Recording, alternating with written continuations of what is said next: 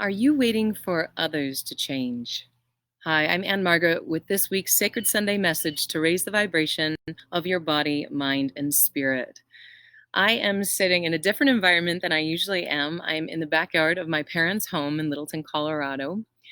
This past week, about a week and a half ago, my mom had a fall and broke her hip, and thankfully she's okay. But amidst COVID and the emergency surgery she had to have, you can imagine that things have been a little stressful. So I am here just staying with my dad and making sure that he is okay until she gets back. But I wanted to talk to you today about this topic because it's appropriate in my life right now. I think it is appropriate in everyone's life as we're collectively facing these global challenges.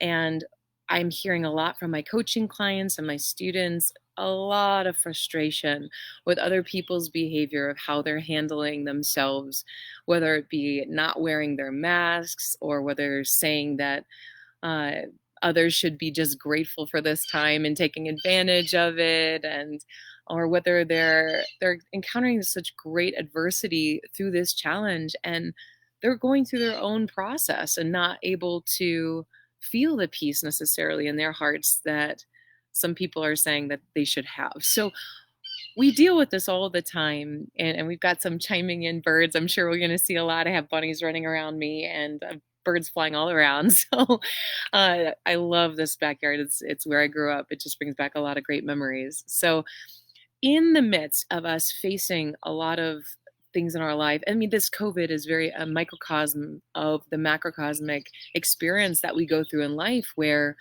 we might be challenged with something, we might be going through something or processing, and others don't really know that. So they don't know to treat us with a little bit more compassion or a little more patience, and they don't really get in our world.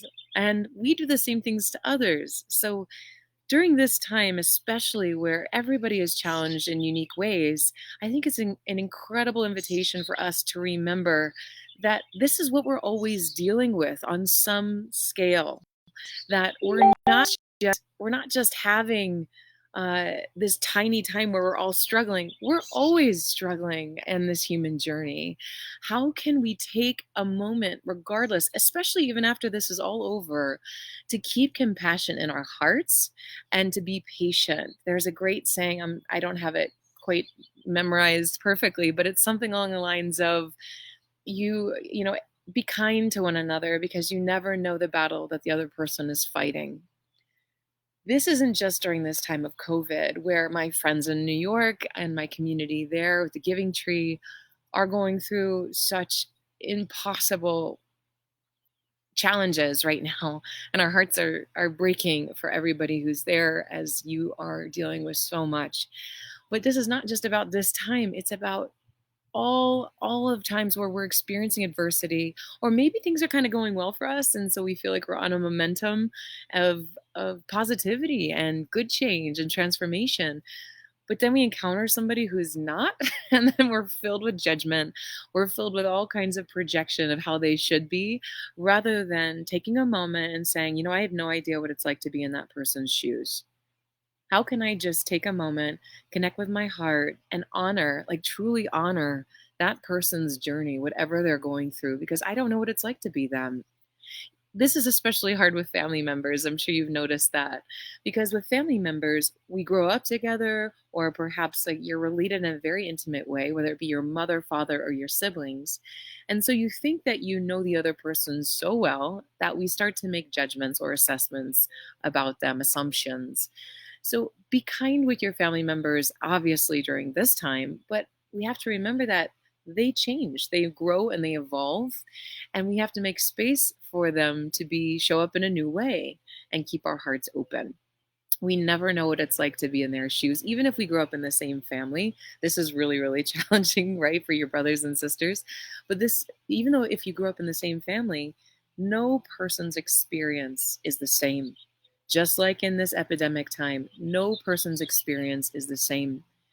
And if we can remember this after COVID ends, then we can be more successful in our lives. So we're in this microcosmic training ground right now during COVID to really strengthen our capacity for compassion, to strengthen our capacity for patience, not only for others, but really for ourselves too, to remember that we're moving through this, how we're moving through it. We're challenged with what we're challenged with. And we have to take the time to take a breath, relax, take a moment, take a pause, and say, okay, what do I need right now in this moment? Maybe what does somebody else need in this moment? Maybe somebody needs acknowledgement. Maybe somebody needs space. Maybe somebody needs just a phone call that you can connect with them and check in on them and see how they're doing. For those of you who've been reaching out about my mom, thankfully she's doing so much better. She has a few more days in her room where she is in the rehab being quarantined, thankfully. And then she'll have probably a little bit more time in the rehab center before she returns home. So as I'm going through this change, my father, my mother, my whole family is going through this change right now. All of these lessons about transition are front and center. So when we are waiting for others to change, like some of my students have been sharing with me, I wish people would just recognize that they need to wear masks, and they get really upset, and you can feel it from people when they're upset with you, right? Whether it be any circumstance in your life. But what are you harboring? If you're sitting there judging how other people should be doing things, express it with discernment. Yes, it would be a very wise thing for people to wear masks and protect themselves and other people from this virus. But how are you harboring a resentment and an anger within you that is pushing all kinds of resistance against something and feeling the deep and devastating impact that it's having on you, your nervous system, whether you be resisting the circumstances that are going right now in the world, going on in the world, or in your own life, or in your own family, or with your own health, whatever it is, the secret and the answer lies within you. When we start trying to control others and we base our inner peace and sense of happiness and just our overall level of fulfillment on other people's actions, we are in quicksand. We are in a trap that is keeping us stuck and dependent upon things changing outside of us. Gandhi, one of the greatest sayings ever said, be the change you wish to see in the world. Be the change you wish to see in the world. Wear your mask, but watch your judgment when other people don't. Speak up. I'm not saying stay quiet. If you need to speak up, but notice the resistance and the anger and the discordance in your body and your mind. It doesn't have to be there to assert yourself. This is a big shift in how we typically move through the world. We feel like we'll keep it all bottled up until we're about to burst, and then we'll let somebody have it, okay? Or we'll do something that's destructive towards somebody else or aggressive. All right, the teaching of ahimsa in the Hindu tradition, which is one of the founding principles of the yogic tradition as well, is nonviolence. Ahimsa, nonviolence. This is nonviolence not just to other people in a physical way, but in what you're saying about them and how you're thinking about them and the energy that you're keeping in yourself. Do not be violent to yourself by having vicious, angry thoughts of resistance in your body and your mind. It starts with us, guys. So what's so incredible about practical spirituality and the teachings of raising our own vibration is that it makes sense for us first and foremost, whether it be forgiveness, freeing ourselves up from that resentment, or finding the peace and compassion in our hearts that we don't know what that other person is going through when we're like, oh, they should be doing this or they should be doing that. We don't know what it's like to be in their shoes. That, number one, pulls us back into compassion in our hearts. We don't know what it's like. Number two, it divorces us. It keeps a very healthy separation and autonomy from taking on the energy of maybe their anger, maybe their judgment, maybe they're projecting anger or judgment onto you. It divorces you from that. It keeps you nicely separated so that you don't have to take on other people's anger. And we see this a lot with the news that we watch. So we have to be mindful of our projections. Ooh, and I just had a hummingbird come up and visit. You can hear it in the background. It's so cool. Oh, it's beautiful. So keeping ourselves separated and autonomous from others' energy or projections or judgments onto us reminds us that we all tick in a very different way for very good reasons. very good reasons. So if we can take a pause and say, okay, they're dealing with this the way that they're dealing with this. If you want to speak up and say, hey, I really appreciate if you could put on a mask. There are a lot of people who are susceptible and it helps so much.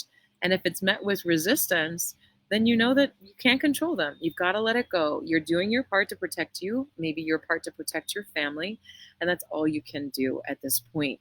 So when we emerge from this time and we have practiced diligently how to handle transition, how to handle the unknown with mindfulness to strengthen the muscles of detachment, of compassion, of autonomy, so that we are not taking on others' projections, then we can emerge from this epidemic and this time of quarantine more connected spiritually to God, to oneness, to our higher self, to our soul, to our purpose.